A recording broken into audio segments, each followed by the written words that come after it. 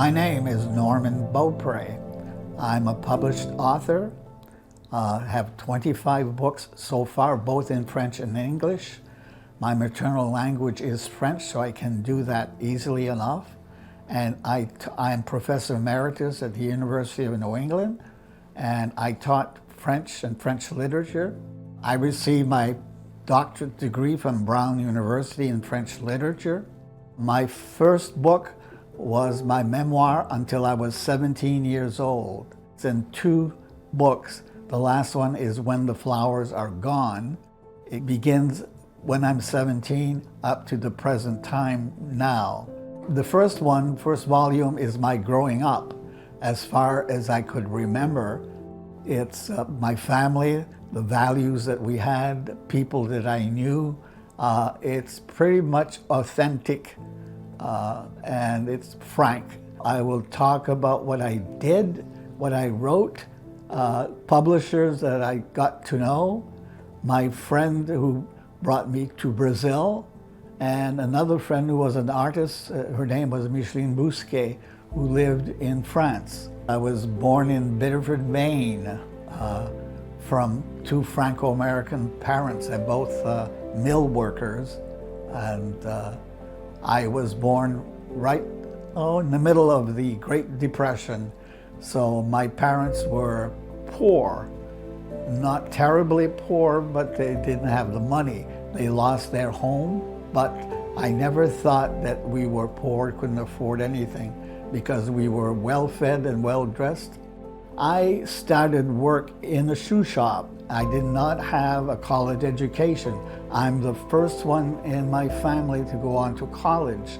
So teaching was my career goal, and I thought I would begin teaching at the high school level, but ended up teaching at the college level. I always look for opportunities, especially in travel, because travel teaches one to be sensitive to other cultures and the way things are done, and it gives me the experience of broadening my horizons. I used to teach French and French literature until the dean of the medical school introduced me to transcultural healthcare.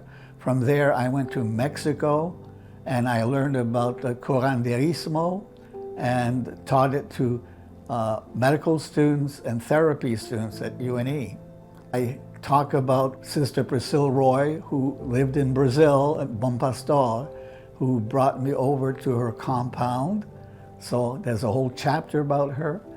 There's another chapter about my travel to Mexico, and another chapter about my artist friend who was an American but had lived in France for several years. She was a tremendous artist.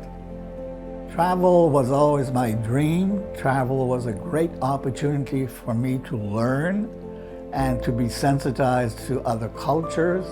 And so I traveled to Paris on my 2 sabbaticals. I've traveled in other countries to Eastern Europe. I traveled to follow Van Gogh in Arles and Amsterdam. And so there are wide opportunities to learn and to be sensitized to other cultures. I've always believed in that.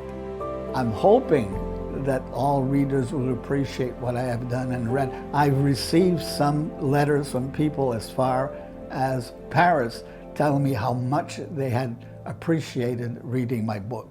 People truly enjoyed it, and that's why I wrote the 2nd volume, When the Flowers Are Gone, because people had requested my writing this.